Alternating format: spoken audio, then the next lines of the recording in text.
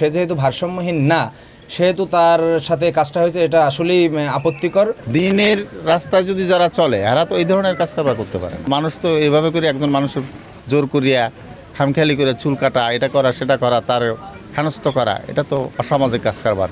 একজন ভালো মানুষের সে রাখতেই পারে চুল। এই কাজটা করা কোনোভাবেই ঠিক হয়নি। জোরপূর্বকভাবে এটা করা ঠিক না, আমাদের ইসলামে তো এটা নাই।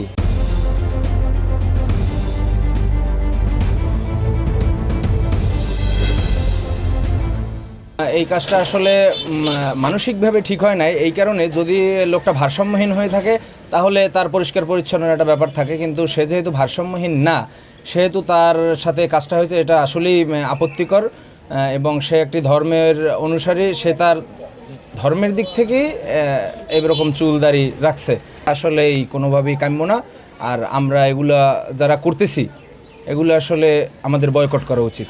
একটা মুরব্বী মানুষের চুল কেটে দিতেছে, সে যে ধর্মেরই হোক, এটা তো জবরদস্তি করিয়া চুল কাটাটা, এটা তো কোনো ইসলাম ধর্মী যারা আসছে এরা তো এগুলো সম্ভব না। এগুলো করে, এগুলো কি ঠিক? এগুলো তো ঠিক করতেছে না। দিনের রাস্তায় যদি যারা চলে এরা তো এই ধরনের কাজ কারবার করতে পারে না। প্রত্যেকের একটা ব্যক্তিগত অধিকার আছে, সে অধিকার ঠিক রেখে তারপর কাজ কারবার করা, এটাই স্বাভাবিক। আল্লাহর রাস্তায় প্রত্যেকটা মানুষের সমান অধিকার। তা মানুষ তো এভাবে করে একজন মানুষের জোর করিয়া খামখেয়ালি করে চুল কাটা, এটা করা সেটা করা, তার হেনস্থ করা, এটা তো অসামাজিক কাজ কারবার। এগুলো তো সমাজ চায় না, দেশের জনগণও ভালো চোখে দেখে না। বিশেষ করে আপনারা এগুলোর দিকে একটু খেয়াল রাখবেন, যারা সমাজে বসবাস করেন প্রত্যেকেই একটু সুদৃষ্টি রাখবেন যেন এরকমের কোথাও না হয়। আর এগুলো যারা করতেছে তাদের দৃষ্টান্তমূলক শাস্তি হোক। সব মশার বিরুদ্ধে সুরক্ষা দিতে এলো বসুন্ধরা এক্সট্রিম অ্যারোসল, মশার বিরুদ্ধে এক্সট্রিম সুরক্ষা। ইসলাম তো এটা বলে নাই, এটা জোরপূর্বকভাবে এটা করা ঠিক না, আমাদের ইসলামে তো এটা নাই। কিন্তু এটা তো খুব খারাপ, এটা আসলে ইসলাম বলে নাই যে জোর জবর করিয়া এটা কাটা।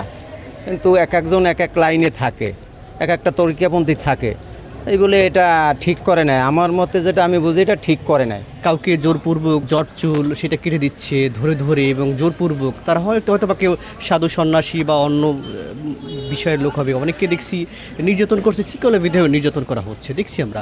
আসলে নানান সময় দেখছি নানানভাবে তাকে হেনস্থা করা হচ্ছে, সে অন্য ধর্মাবলম্বী আছে তাদেরকে হেনস্থা করা হচ্ছে।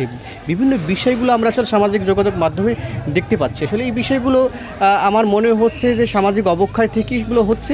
তবে এগুলোর ক্ষেত্রে আসলে সামাজিক বা আইন শৃঙ্খলা বাহিনী একটু সচেতন হওয়া দরকার। বিশেষ করে যখন দেখি যে কাউকে জোরপূর্বক চুল কেটে দেওয়া, একজন ভালো মানুষের সে রাখতেই পারে চুল। সর্বোপরি যেসবগুলো আসলে মানবাধিকারের দৃষ্টিতে অন্যায় বা আইনের দৃষ্টিতে অন্যায়, সেই কাজগুলো অনেকেই করে যাচ্ছে। এগুলোর ক্ষেত্রে আমার মনে হয় যে আইন শৃঙ্খলা বাহিনী আরও কঠোর হওয়া উচিত এবং এদেরকে আইনের আওতায় আনা উচিত, যাতে করে পুনরাবৃত্তিতে এইসব ঘটনা আর না ঘটে। পরিষ্কার পরিচ্ছন্নতা যে ইমানের অঙ্গ, এটা আমরা সকলেই বিশ্বাস করি এবং এটা আল্লাহ রাসূলের হাদিস। তো সেই ক্ষেত্রে আমরা বলি পরিষ্কার পরিচ্ছন্নতার দিক থেকে তাকে যেই বিষয়টা এভাবে না করে তাকে বুঝিয়ে সুন্দর পরিষ্কার পরিচ্ছন্নতা পরিষ্কার করে দেওয়ার সিস্টেমটা করা যেতে পারত। এভাবে যেহেতু দাড়ি কাটার মতো বিষয়টা কতটুকু গ্রহণযোগ্য, এটা আসলেই আমাদের বিষয়টা পুনর্বিবেচনা করা উচিত ছিল তাদের। তবে সামনের দিক থেকে আশা করি ভাইরা এই সকল দাড়ি কাটার মতো অন্যায় কাজটা করবেন না। আর যে বিষয়টা আমি পরবর্তীতে জানলাম, সে একটা কি বলে মতাদর্শের অনুসারী, সেই ক্ষেত্রে তার এটা একটা বেশভূষা, যদিও এটাকে ইসলাম কোনো মতেই সমর্থন করে না, কিন্তু আমরা যতদূর জানি যে সে যে মতাদর্শ লালন করে সেই মতাদর্শের লোকেরা নামাজ বলেন, তারপর রোজা বলেন, এগুলা পালন করার ক্ষেত্রেও অনেকটা তারা পিছিয়ে থাকে বা পালন করাটাকে একটু মনের দিক থেকে পালন করে এটা দাবি করে থাকে।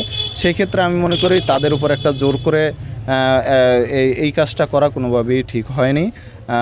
তাকে বুঝিয়ে তার চিকিৎসা প্রয়োজন হলে সেটা দেওয়া যেতে পারতো, অথবা তাকে পরিষ্কার পরিচ্ছন্নতার জন্য দাড়ি কাটার মতো একটা কাজ, এটাকে সমর্থন কতটুকু করা যায় এটা আমাদের বিবেচনা করা উচিত।